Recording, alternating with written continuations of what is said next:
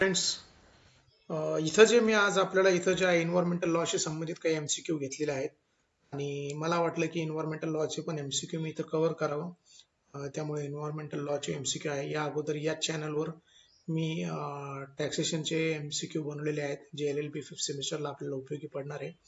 आणि माझा दृष्टिकोन असा आहे की कुठल्याही विद्यार्थ्याला कुठलाही एमसीक्यू हा अवघड नाही गेला पाहिजे. त्यामुळे मी इथं नंबर ऑफ एमसीक्यू घेण्याचा इथं माझा प्रयत्न आहे, जो तुमच्या मदतीसाठी तुमच्या उपयोगात येईल. सो तुमचा कुठलाही वेळ न दौडवता मी सध्याला या एन्व्हायरमेंट ऑफ लॉच्या सिरीजकडे आपण टर्न करू. तर पहिला जो प्रश्न आहे याच्यामध्ये, the main global contributing factor to green house gas emission are. म्हणजे प्रश्न समजतं आपल्याला की कुठला मेन ग्लोबल आहे. म्हणजे थोडक्यात काय, जे ग्रीन हाऊस गॅस इमिशन जे वाढते, हरितगृह वायू ज्याला आपण मराठीत म्हणतो, ते जे वाढते त्याच्या पाठीमागं मेन ग्लोबल कॉन्ट्रीब्युटिंग फॅक्टर कुठला आहे. तर त्याचं उत्तर जे आहे ते इलेक्ट्रिसिटी प्रोडक्शन अँड ट्रान्सपोर्टेशन हा आहे. ॲज कम्पेअर टू हे चार शेवटचे दोन तर ॲग्रिकल्चर प्रोसेस आणि ॲग्रिकल्चर अँड ट्रान्सपोर्टेशन नाही आहे. या दोघांमध्ये electricity and production and transportation हे आहे. ए आणि बी मध्ये ए हे त्याचं उत्तर आहे. त्यानंतर जो सेकंड क्वेश्चन आहे, one of the following is the first major environmental protection act to be promulgated in India. भारतामध्ये एन्व्हायरमेंट प्रोटेक्शनसाठी पहिला मुख्य एन्व्हायरमेंट प्रोटेक्शन ऍक्ट जो आला तो कुठला प्रोमल्गेटेड झालेला आहे, तर तो वॉटर ऍक्ट म्हणून आलेला आहे भारतामध्ये. नंतर क्वेश्चन नंबर थर्ड जे आहे ते, dash is a problem not associated with population growth. आता जी पॉप्युलेशन ग्रोथ होते त्याच्याशी खालीलपैकी कुठला प्रॉब्लेम असोसिएट नाही. तर याचं उत्तर नन ऑफ दी आहेच, कारण सगळे जे प्रॉब्लेम्स आहेत ते लोकसंख्या वाढीशी असोसिएट आहे. फूड अँड एनर्जी स्टोरेज हे असोसिएट आहे. एन्व्हायरमेंटल पोल्युशन होऊ शकतं. इन्क्रीज रिसोर्स कन्झम्पशन, म्हणजे जर पॉप्युलेशन जर वाढलं तर जे रिसोर्स जे आहे त्याचा जे वापर आहे जास्त वाढणार आहे. त्यामुळे सगळेचे सगळे प्रॉब्लेम रिलेटेड आहे याच्यात विचारलं, नॉट असोसिएटेड, त्यामुळे याचं जे उत्तर आहे ते नन ऑफ दिस अबव्ह आहे. त्यानंतर the term environment pollutant has been define in the act includes. म्हणजे जे टर्म आहे environment pollutant has been define, म्हणजे कायद्यामध्ये कसं त्याला डिफाईन केलेलं आहे. सॉलिड, लिक्विड और gases substances present in concentration that is injurious to the environment. First, hazardous substances that are responsible for pollution. Takes into account air, water and noise pollution. हे सगळे जे आहे एन्व्हायरमेंट पोल्युटंटशी किंवा त्याच्याशी define आहे कायद्यामध्ये. पाचवा जो प्रश्न आहे, व्हॉट इज एन्व्हायरमेंटल ऑडिट. आता आपण एन्व्हायरमेंटल ऑडिट कशाला म्हणतात, ज्या पद्धतीने आपल्याला माहिती की आपण टॅक्समध्ये ऑडिट करतो, तर एन्व्हायरमेंट ऑडिट काय असू शकतं. an idea to check and take necessary action against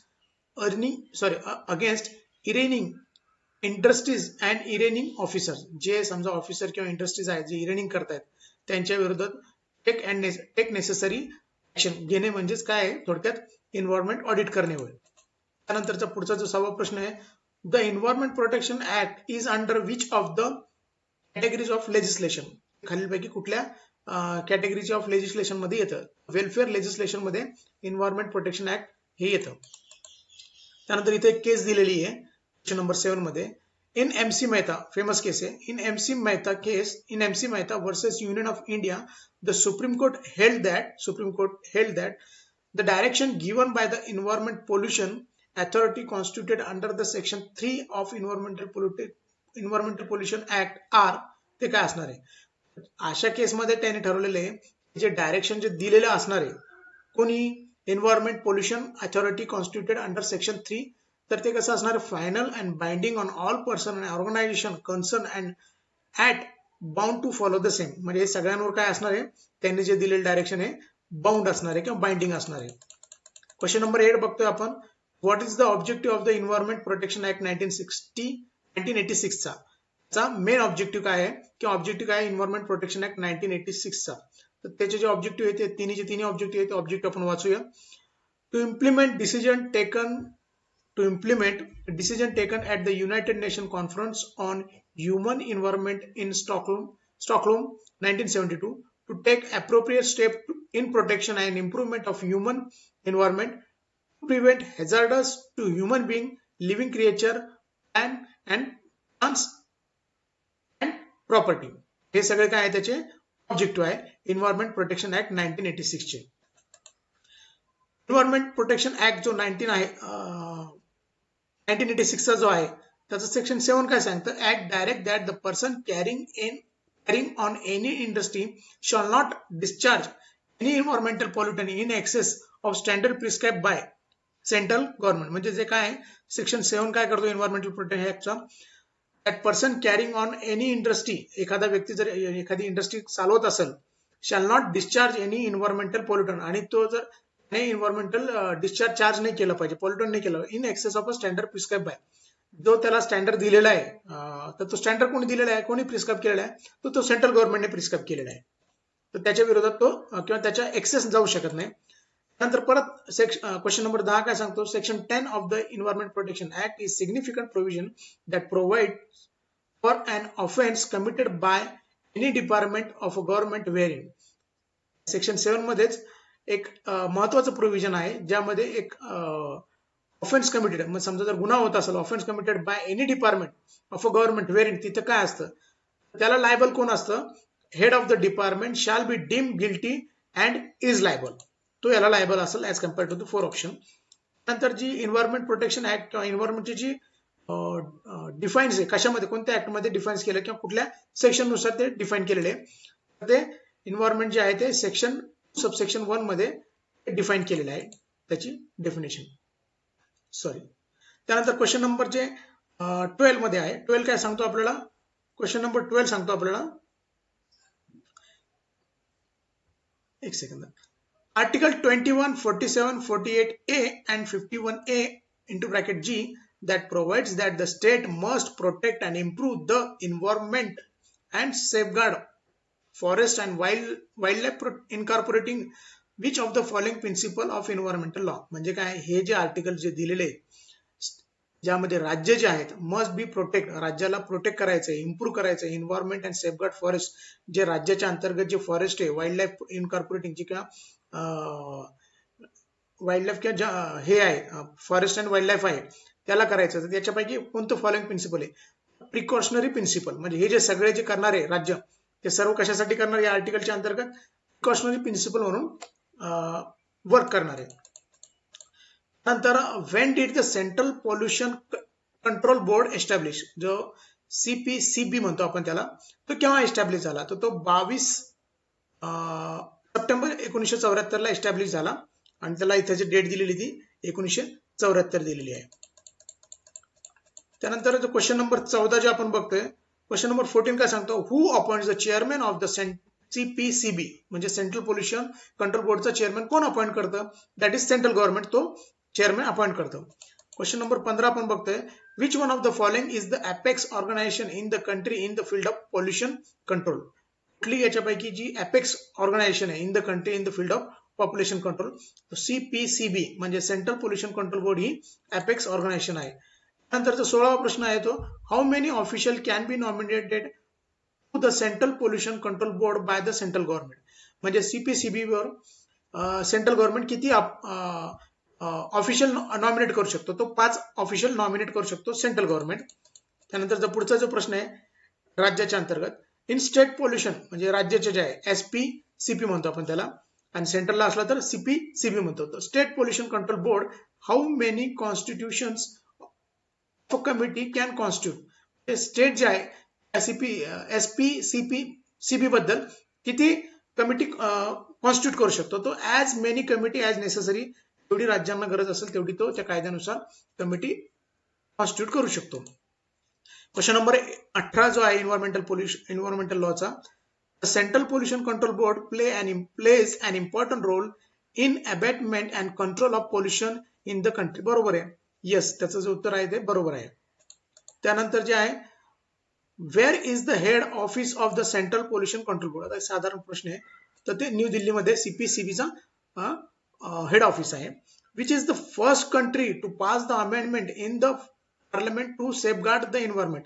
question number 20 बघतोय आपण, त्यामध्ये सांगितलेलं आहे की कुठला जो देश आहे ज्याने अमेंडमेंट पास केलेला आहे पार्लमेंटमध्ये पर्यावरणाच्या सुरक्षतेसाठी, तर तो भारत आहे, इंडिया. त्यानंतर क्वेश्चन नंबर 21 आपण बघतोय. क्वेश्चन नंबर 21 काय सांगतो आपल्याला, when did the air pollution on earth happen first time, म्हणजे एअर पोल्युशन जे आहे हे पृथ्वीवर केव्हा फर्स्ट टाइम झालं?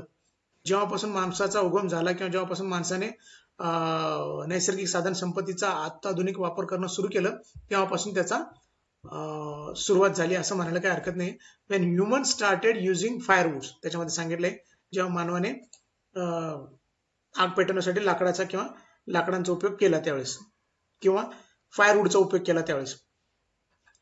क्वेश्चन नंबर 22 बघतोय आपण. What is the main cause of increase in air pollution in the 20th century? 20th सेंचुरीमध्ये मुख्य कारण काय आहे एअर पोल्युशन वाढण्याचं? तर development of the transport system, जी ट्रान्सपोर्ट सिस्टम आहे ती वाढली, त्यामुळे काय झालं की एअर पोल्युशन हे 20व्या शतकामध्ये वाढलं. Natural causes also result in air pollution, त्याचं उत्तर पण येस आहे. क्वेश्चन नंबर 24 बघतोय आपण. How does asthma causes to human beings? मानवी जीवनाला अस्थमा कशा प्रकारे कॉज करतो? तो बिकॉज ऑफ एअर पोल्युशन. तो कशामुळे करतो? तो एअर पोल्युशनमुळे तो कॉज करतो. इन जनरल प्रश्न आहे. Water, question number 25, water that has been exposed to a substance other than water is called as a water contamination. म्हणजे काय आहे की water that has been expose, जे वॉटर एक्सपोज केलं जातं टू अ सबस्टन्स, म्हणजे त्याच्यासोबत आणखीन काहीतरी इतर घटक असतात अदर दॅन वॉटर, वॉटर सोबतच असतात, इज कॉल्ड, त्याला काय म्हणणार आपण? वॉटर प्रदूषण किंवा वॉटर कंटॅमिनेशन असं आपण त्याला म्हणणार. वॉटर कंटॅमिनेशन म्हणणार त्याला आपण. Question number 26, which convention adopted for the protection of ozone layer? बघा, ओझोन लेअर साठी कुठलं कन्व्हेन्शन अडॉप्ट केलं? तर व्हिएना कन्व्हेन्शन हे प्रोटेक्शन केलंय, म्हणजे त्यामध्ये ओझोन लेअर संबंधित प्रोटेक्शन करण्यात आलेले आहे किंवा अडॉप्ट केलेले आहे व्हिएना कन्व्हेन्शन मध्ये. Question number 27, which is the most recent pronouncement of the government's commitment improving environmental condition? आताच रिसेंट प्रोनाउन्समेंट ऑफ द गव्हर्नमेंटचं commitment to improving environmental condition, तर कोणतं येते? National environmental policy. त्यानंतर क्वेश्चन नंबर 28 बघतोय आपण. What is the environmental compliance? Environmental compliance आपण कशाला म्हणणार? Conforming to environmental law, environmental लॉशी संबंधित असेल. एन्व्हायरमेंट कंप्लायन्सचा अर्थ असा आहे की environmental law, regulation, standard and other requirements such as site permits to operate, म्हणजे हे कंप्लायन्स करणं होणे किंवा पूर्तता करणं होणे एन्व्हायरमेंटलशी. नंतर जो नेक्स्ट क्वेश्चन जो आहे तो आहे one of the main objective of the central, म्हणजे सीपीसीबीचा central pollution control board is to coordinate the activities of state pollution control board and resolve the disputes among them. तर ट्रू आहे, म्हणजे CPCB काय आहे, त्यांनी कोऑर्डिनेट केलं पाहिजे एसपीसीबीशी. तर हे प्रश्न होता, त्याचं उत्तर ट्रू आहे. त्यानंतर क्वेश्चन नंबर 30 बघतोय आपण. Which is the central government nodal agency responsible for planning, promotion and coordination of all environmental activities? So ministry of environmental and forest ही काय आहे? ही नोडल एजन्सी आहे, ही जबाबदार आहे planning, promotion and coordination of environmental law activities किंवा एन्व्हायरमेंटशी रिलेटेड सगळ्या ऍक्टिव्हिटीशी. Ministry of environment and forest, environment and forest. नंतर क्वेश्चन नंबर 31 बघतोय आपण. क्वेश्चन नंबर 31 आहे which of the following help in the saving of tree? म्हणजे ट्रीला काय वाचवण्यासाठी काय? Development of iron and still. जेव्हापासून आयरन आणि स्टीलचा विकास झाला तेव्हापासून काय झालं की झाडांची जी कटोती आहे किंवा झाडांना जे कट करण्याचे जे प्रमाण आहे ते कमी झालं. त्यानंतर question number 32, Y lead harmful for children? म्हणजे मुलांसाठी जी लीड आहे, ज्याला आपण मराठीत पारा म्हणतो, ते कशासाठी कामुळे हार्मफुल आहे? तर because it influences with development of the nervous system. तो काय करतो? Because it influences with the development, जे मुलाच्या जे नर्वस सिस्टीमचा विकास होण्याचा आहे त्यामध्ये तो विघातक आहे किंवा घातक आहे. Industrialisation causing urbanisation. तर जेव्हा इंडस्ट्रियलायझेशन वाढली त्यानंतरच शहरीकरण वाढले, म्हणून इंडस्ट्रियलायझेशन कॉझिंग अर्बनायझेशन, म्हणजे इंडस्ट्रियलायझेशन मुळेच कॉझिंग काय झालेले आहे? अर्बनायझेशन वाढलेले आहे, शहरीकरण झालेले. हे तर याचं जे उत्तर आहे ते ट्रू आहे. Question number 34, what is the main cause of industrial pollution? Industrial पोल्युशनचं मुख्य कारण काय आहे? Lack of policies to control pollution, lack of policies to control pollution. Question number 35, what is the term use for the number 35, what is the term use for the use of resources for industrialization. Extraction म्हणजेच काय, की कुठली अशी term आहे जिचा वापर झाला resources for industrialisation. तर एक्स्ट्रॅक्शन म्हणजे काय, की इंडस्ट्रीला आल्यापासून काय झालं, की जे नैसर्गिक साधन संपत्ती होत्या त्याचं काय झालं, जास्तीत जास्त एक्स्टॉर्शन झालेलं आहे. इथपर्यंत क्वेश्चन 35 आपण कव्हर केलेले. क्वेश्चन 36 पण कव्हर करून घेऊन त्यानंतर मग थांबून जाऊ आपण. क्वेश्चन 36 काय सांगतो, what is the main reason for ozone depletion.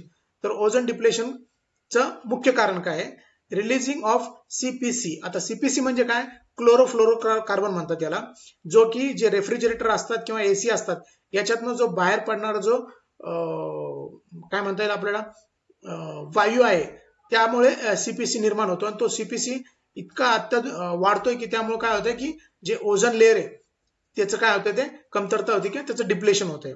तर इथपर्यंत 36 आपण कव्हर केलेले. आणखीनही आपण एन्व्हायरमेंटल लॉचे जे आहेत MCQ कव्हर करू. तर हा व्हिडिओ बघितल्याबद्दल परत एकदा तुमचे मनापासून धन्यवाद. थँक्यू.